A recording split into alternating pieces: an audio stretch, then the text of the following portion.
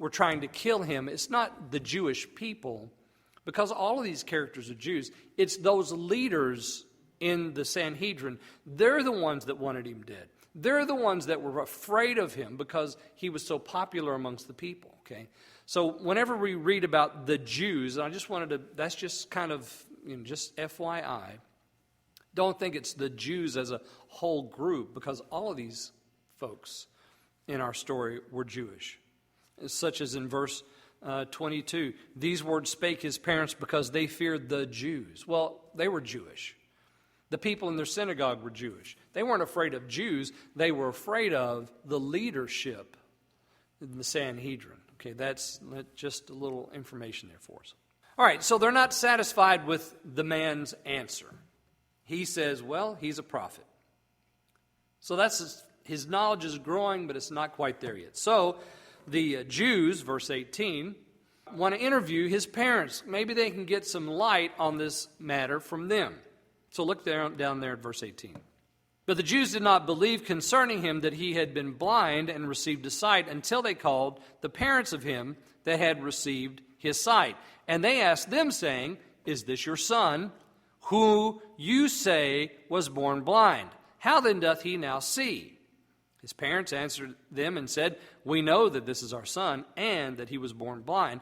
But by what means he now seeth, we know not. Or who hath opened his eyes, we know not. He is of age, ask him, he shall speak for himself. These words spake his parents because they feared the Jews. For the Jews had agreed already that if any man did confess that he was Christ, he should be put out of the synagogue. Therefore, his parents said, he is of age, ask him. Okay, his second interview is with the parents. And the poor parents, they get called in, and I'm sure they're ecstatic that their son can now see. It must be horrible for these folks to have a handicapped boy like this, and all he can really do with his life is beg. That's as good as it's ever going to get for him, is being a beggar. So his mom and dad are called in by the leadership. Remember, the Jews doesn't mean everybody, just the leadership here. They call him in, and notice their question. Isn't their question hateful? Look at this. Is this your son, who ye say was born blind? They're even questioning whether or not he was blind the whole time. This is mean. This is bully tactics. Is this the son you say was born blind? How then does he now see? But he couldn't have been blind. This is a trick. All these years you've said he was blind, and now all of a sudden he sees. You've been hiding something from us. That's the idea here. And his parents said, notice the knowing and the not knowing here in their answer. We know that this is our son, and that he was born blind. So this is what they know. They know for a fact that this is the boy, our boy, and we know for a fact that he was born blind. So they know who he is. And they're satisfied to tell the leadership here that this is our son. They love him, obviously. And they're pleased with him, that he's their son. I'm sure they're not pleased that he was born blind, but that's a fact, and they know that. So they're communicating that to these Jewish leaders. By what means he now seeth, we know not. Now, don't you know that the son had told them? They knew that a man called Jesus had made clay, anointed his eyes, and sent him off to Siloam. That's what they know, but they're not going to say that, because that kind of knowledge is dangerous. You ever encountered dangerous knowledge? I say the church all over the world is encountering dangerous knowledge today. The dangerous knowledge is that Jesus is the Christ, the Son of the living God. And if you confess that in certain places in the world today, that's dangerous knowledge. And not only will they put you out of the synagogue, brother, they'll cut your head off. That's dangerous knowledge. These people are facing dangerous knowledge because of Jesus. Jesus seems to always do that. Seems to always put father against son and mother against daughter because of knowledge. The daughter or the mother or the son or the father seem to know one thing or another, and it causes conflict, and that's exactly what's happened here. The son had some knowledge. Jesus had done something wonderful for him. But the parents, that knowledge is now dangerous. We know not. or who hath opened his eyes? We know not. So they're not going to tell him Jesus has done that, because they know if they do, it's out the door for them. He is of age. Ask him. He shall speak for himself. Being of age in this culture, and if you're bar mitzvah, then you're a man in the Jewish community and able to do all the things that a man in the Jewish community was responsible for doing, all the responsibilities, all of the blessings that come with that, all of the important things that are necessary for a man to keep and do. He can speak on his own. You ask him about it, we're not going to step in and say a thing. So they didn't get any satisfaction from mom and dad. Look down there at verse 24. So they called the man back in. This is now the third interview. First interview with the neighbors and then the Pharisees. Second interview with mom and dad. They don't know. They're not going to tell. And then the third interview, they call the man back in. Probably had him waiting outside. But now instead of sitting by the door begging, he's standing there whistling. I wonder if he's whistling a good hymn. Probably is, or humming one in his heart. Something like what we sang this morning, Nothing But the Blood. I don't know if he knew that one or not. But that's a grand one to sing, especially when the devil comes around you and tries to pull you down. Just pull out a hymn out of your heart and start your singing. He's probably standing there. He's probably got a song on his heart. And so, you can see, and he's probably thinking, wow, that little bluebird, that's the prettiest blue I've ever seen. Wait a minute, I've never seen a bluebird before. And he's looking at the trees and the green and all the beautiful flowers, and he's thinking to himself, this is pretty good, this sight stuff. Standing by the door with his hands folded, waiting for mom and dad to come out. Mom and dad come out and say, good luck. They're coming at you again, son. So they call him in. The man that was born blind, they say to him, give God the praise. We know that this man is a sinner. What? This is what they know? Well, I guess it's as good as anything else they know. Remember committee knowledge? We know that thou art a teacher come from God. And now we go from that to chapter 9, where they say, we know that this man is a sinner.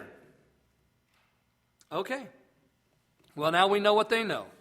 We know that this man is a sinner. And I guess that's why Jesus hasn't opened any of their eyes. Because they are so blinded in their heart that they can't see anything. They cannot see that Jesus is the Christ, the Son of the living God. They cannot see what John saw. Behold the Lamb of God. Their eyes are blind to that fact. Their eyes are blind to the fact that this is the Son of the highest. No, they can't see anything. We know that this man is a sinner. Well, is that what you know? And look at what the man says. Well, whether he be a sinner or no, I know not. There you go. There's your not knowing. The man doesn't know about sinning or whether Jesus is a sinner or not. But notice what he does say. One thing I know, that whereas I was blind, now I see. Oh, friend, if that's all you know, you're getting close. Because if you could put away the other stuff and just hang on to what Jesus has done, you're going to be fine. He says, I'll tell you what I do know, ladies and gentlemen. You might know he's a sinner. I don't know if he's a sinner or not, but I'll tell you what I know. He opened my eyes. And then he gives them a little sermonette here. And I love this. Whether he be a sinner or no, I know not. There's verse 25. One thing I know, that whereas I was blind, I now see. And they said unto him again, What did he to thee? How opened he thine eyes? And I love this. I guess this is why I love chapter 9 so much. The spunk, the pluck in this man. He answered and said, I have told you already, and you did not hear. Wherefore would you hear it again? Will you also be his disciples? No, he didn't. He didn't say that to them. We know that this man is a sinner. And he says, do you want to be his disciple too? Because I do. Oh, friend, he got them upset, and they reviled him. I bet they reviled him. They probably called him everything they could call him under the law. And said, thou art his disciple, but we are Moses' disciples. Yeah, and if Moses had been there, Moses would say, shut up and believe in Jesus. Because he comes after me. Oh, they reviled him. Yeah, thou art his disciple, but we are Moses' disciple. We know that God spake unto Moses, as for this fellow, We know not from whence he is. Why does that keep coming back up in John? This idea of where Jesus comes from has been, we've been over it over and over and over and over. And Jesus has told them where he's from. He's told them he's from heaven. He's the bread that came down from him. He's told them that. He's told them that he's the living water. He's told them that he's the light of the world. He's told them that he comes from the Father. He's told them and told them and told them, and still they can't see it. Still they don't know. We don't know where he's from. He's from Nazareth. Start there at least. We don't know where he's from. Really? Is that what you don't know? You know he's a sinner, and yet you don't know where he's from. They are so conflicted. I mean, these poor people don't have any clue. We don't know where he's from. And now, verse 29, of course 28, they revile him, the blind man. 29, they make this wonderful declaration. We know that God spake unto Moses. Okay, let's hang on right just for a second. There's some knowledge for us.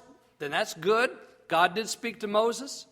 Boy, I tell you what, you ought to come tonight because chapters 31 through 34, some good eating there. I'm telling you, some good eating. And God did speak through Moses, and yes, they're right about that. We know that God spoke to Moses, and you want to hear Moses talk. That's some good stuff. I mean, that is some good meat right there. So we're going to be eating some soup tonight, but we're also going to be eating some high on the hog good stuff tonight from Moses too. So you ought to come this evening. Well, I'll tell you what, Moses is going to feed us a little bit too. So Moses is, that's right. God spake to Moses, but for this man, we don't know from whence he is. And then look at verse 30. Here again, the pluck hasn't gone out of this fellow. He says unto them, why, herein is a marvelous thing, that you know not from whence he is, and yet he hath opened mine eyes.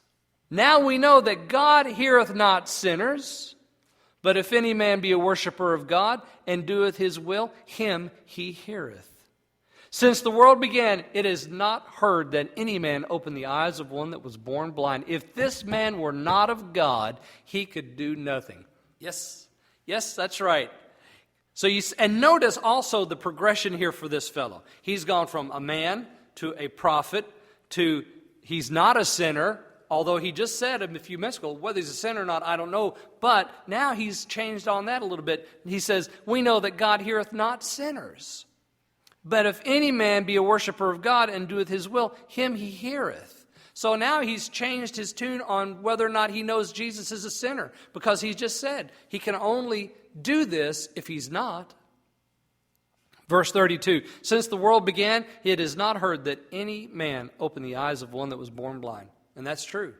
You look in the Old Testament record, no prophet deals with a man that's blind. Only here in the New Testament do we find Jesus opening the eyes of blind people. Because he's God's son.